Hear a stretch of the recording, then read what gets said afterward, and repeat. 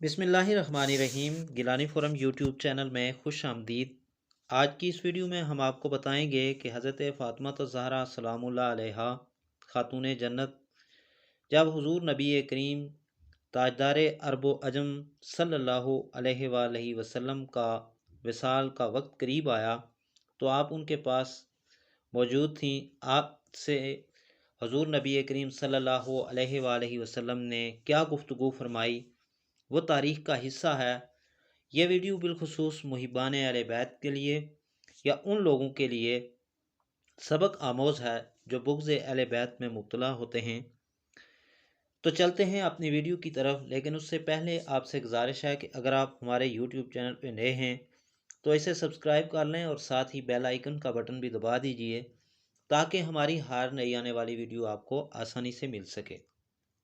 سامعین، آپ سے گزارش ہے کہ آپ نے ہماری یہ ویڈیو پوری سننی ہے اور اسے دوسروں کے ساتھ بھی ضرور شیئر کریں۔ روایات میں آتا ہے کہ سلیم بن قیس حلالی نے کہا کہ میں نے سلمان فارسی رحمۃ اللہ علیہ سے سنا، انہوں نے کہا کہ پیغمبر اکرم صلی اللہ علیہ وآلہ وسلم کی خدمت میں آپ کی بیماری کی حالت میں بیٹھا ہوا تھا جس بیماری میں آپ نے انتقال کیا تھا۔ بنت رسول سیدات النساء العالمین جناب فاطمہ الزہرا سلام اللہ علیہا وہاں تشریف لائیں۔ پیغمبر کی بے قرار حالت کو دیکھ کر ان کی آنکھوں میں آنسو آ گئے اور رخسار مبارک پر بہنے لگے۔ پیغمبر اکرم صلی اللہ علیہ وآلہ وسلم نے دیکھ کر فرمایا، اے میری بیٹی کیوں روتی ہو؟ جناب سیدہ نے عرض کی، اے اللہ کے رسول، مجھے آپ کے بعد اپنے لیے اور اپنی اولاد کے لیے ہلاک ہونے کا خوف ہے۔ یہ سن کر پیغمبر اکرم صلی اللہ علیہ وآلہ وسلم کی آنکھوں میں آنسو آ گئے اور فرمانے لگے، فاطمہ تم نہیں جانتی کہ اللہ تعالیٰ نے ہم اہل بیت کے لیے دنیا کے بجائے آخرت کو اختیار فرمایا ہے اور اللہ نے دنیا کے لیے فنا لازمی قرار دی ہے۔ مجھے روئے زمین کا نبی اور رسول منتخب کیا گیا ہے۔ اللہ نے اپنی نظر میں تمہارے شوہر علی کو منتخب کیا اور مجھے حکم دیا کہ میں تمہاری شادی علی سے کر دوں اور ان کو اپنا بھائی، وزیر، وصی اور اپنی امت میں خلیفہ بناؤں۔ اے فاطمہ، تمہارا باپ اللہ کے تمام نبیوں اور رسولوں سے افضل ہے اور تمہارا شوہر علی تمام اوصیاء اولیاء سے افضل ہے۔ تمام اہل بیت سے میرے مرنے کے بعد تم سب سے پہلے مجھ سے ملو گی۔ اے فاطمہ، اللہ تعالیٰ نے تیسری بار نکاح انتخاب کی، تمہیں اور تمہارے 11 فرزندوں کو منتخب کیا۔ تم بہشت کی تمام عورتوں کی سردار ہو۔ تمہارے دونوں بیٹے جناب حسن علیہ السلام اور جناب حسین علیہ السلام جوانان جنت کے سردار ہیں۔ میں اور میرا بھائی اور 11 امام جو میرے قیامت تک ہونے والے وصی ہیں، تمام کے تمام ہدایت کرنے والے ہیں اور خود بھی ہدایت یافتہ ہیں۔ سب سے پہلے میرا وصی میرا بھائی علی المرتضیٰ ہے، ان کے بعد حسن، پھر حسین، پھر زین العابدین، پھر آپ کی اولاد میں سے اور اوصیاء ہوں گے۔ ہم جنت میں ایک ہی مقام پر فائز ہوں گے۔ میری منزل سے اللہ تعالیٰ کے نزدیک زیادہ کسی کی منزل نہیں ہوگی۔ اس کے بعد ابراہیم علیہ السلام، آل ابراہیم علیہ السلام کی منزل ہوگی۔ اے میری بیٹی، کیا تم کو معلوم نہیں کہ اللہ تعالیٰ کی طرف سے تمہارے لیے خاص کر امت و فضیلت ہے کہ میں نے تمہاری شادی ایک ایسے شخص سے کی جو میری امت اور اہل بیت سے افضل ہے، جو سب سے صلح کے لحاظ سے بڑے ہوئے ہے، صبر کے لحاظ سے بڑے اور سب سے زیادہ عالم اور سب سے زیادہ کریم النفس اور سب سے زیادہ صادق القول، سب سے زیادہ بہادر اور سب سے زیادہ سخی اور سب سے زیادہ پرہیزگار اور جفاکش ہیں۔ یہ سن کر جناب سیدہ شاداں و فرحاں ہوئیں۔ اس کے بعد پیغمبر اکرم صلی اللہ علیہ وآلہ وسلم نے ارشاد کیا، یعنی ارشاد فرمایا کہ علی کی 8 ایسی خصوصیات ہیں جو سوائے ان کے کسی بھی انسان کو نصیب نہیں ہوئیں۔ اللہ اور اس کے رسول پر سب سے پہلے ایمان لانے میں سبقت کرنے والے میری امت میں سے علی ہیں۔ علی کتاب خدا اور میری سنت کے عالم ہیں۔ تمہارے شور کے علاوہ میری امت میں میرے تمام علم کو کوئی نہیں جانتا۔ اللہ تعالیٰ نے مجھے تعلیم دی جس کو میرے سوا کوئی نہیں جانتا، اور اپنے فرشتوں اور رسولوں کو علم کی تعلیم دی، اور ان کے علم کو بھی جانتا ہوں، اور اللہ تعالیٰ نے مجھے حکم دیا ہے کہ وہ تمام علم میں علی کو تعلیم کر دوں۔ بس میں نے ایسا ہی کیا۔ علی کے سوا میری امت میں کوئی میرے تمام علم و فہم و فقہ کو نہیں جانتا۔ آپ نے فرمایا، اے میری بیٹی، میں نے تمہاری شادی علی سے کر دی۔ تمہارے دونوں بیٹے حسن اور حسین میرے اور میری امت کے سبط ہیں۔ علی کا حکم دینا امر بالمعروف اور اس کا منع کرنا نہی عن المنکر ہے۔ اللہ تعالیٰ نے علی کو حکمت اور افضل الخطاب کی تعلیم دی۔ اے میری بیٹی، اللہ تعالیٰ نے ہم اہل بیت کو 7 ایسے خصائل عطا فرمائے جو ہمارے اولین آخرین میں سے کسی کو نصیب نہیں ہوئے۔ میں تمام انبیاء اور رسولوں کا سردار ہوں اور ان سے افضل ہوں۔ میرا وصی جو تمہارا شوہر ہے تمام وصیوں سے بہتر اور میرا وزیر ہے، اور ہمارا شہید تمام شہداء سے افضل ہے۔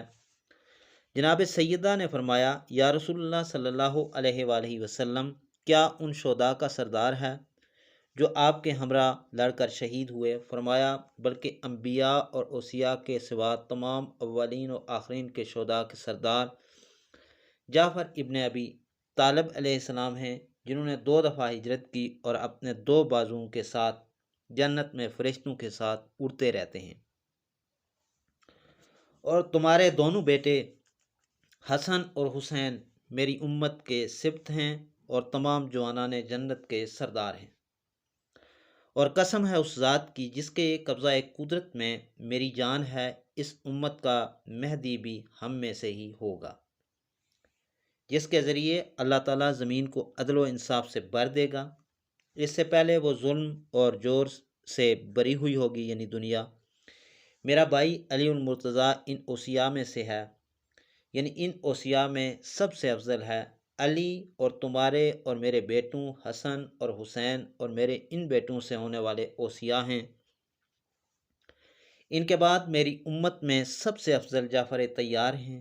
ان اوصیاء میں سے مہدی ہوں گے، پہلے امام بعد میں آنے والوں سے افضل ہیں، کیونکہ پہلا دوسرے امام کا یعنی موتقد ہے، دوسرا پہلے کا وصی ہے۔ ہم اہل بیت کے لیے اللہ تعالیٰ نے دنیا کے بدلے آخرت کو پسند فرمایا ہے۔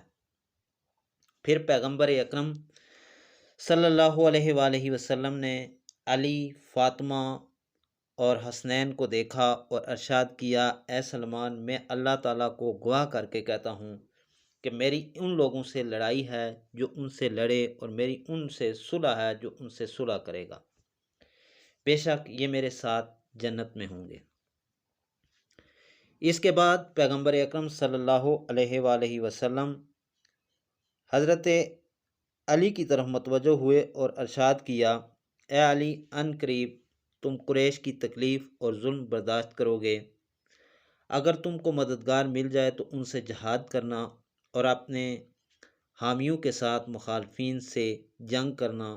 اگر مددگار نہ ملیں تو صبر کرنا اور اپنے ہاتھ کو روکے رکھنا اور اپنے آپ ہلاکت میں نہ پڑنا۔ تمہاری نسبت مجھ سے وہی ہے جو ہارون علیہ السلام کو موسیٰ علیہ السلام سے حاصل تھی، اور ہارون علیہ السلام کا اسوہ حسنہ آپ کے سامنے ہے۔ ہارون علیہ السلام نے اپنے بھائی موسیٰ سے کہا تھا، بے شک قوم نے مجھے کمزور کر دیا ہے اور قریب ہے کہ مجھے قتل کر دیں گے۔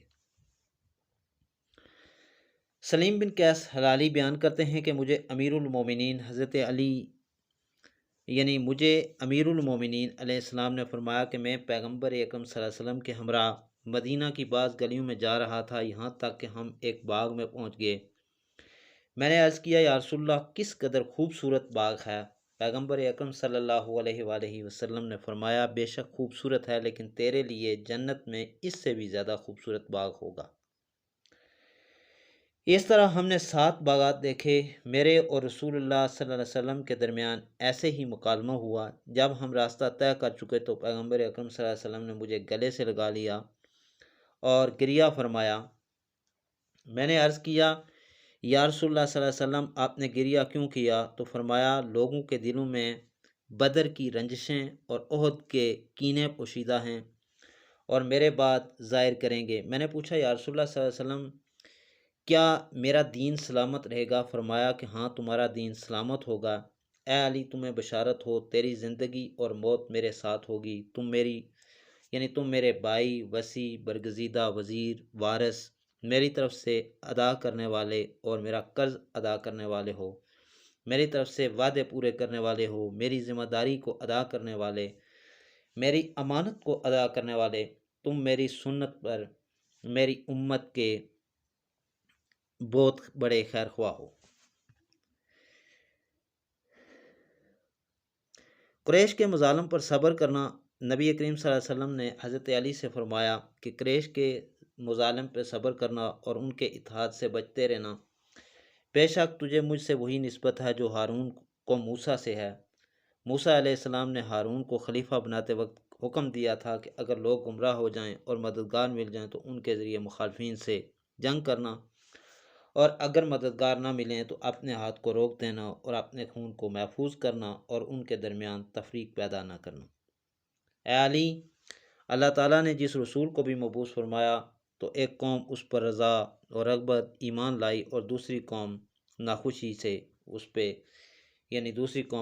سے حلقہ اسلام میں داخل ہوئی۔ جو لوگ ناخوشی سے اسلام میں داخل ہوئے ان کو ان پر مسلط کیا، جو خوشی سے ایمان لائے وہ قتل ہوئے تاکہ ان کا اجر و ثواب زیادہ ملے، اور ناخوشی والوں کے عذاب میں اضافہ ہوا۔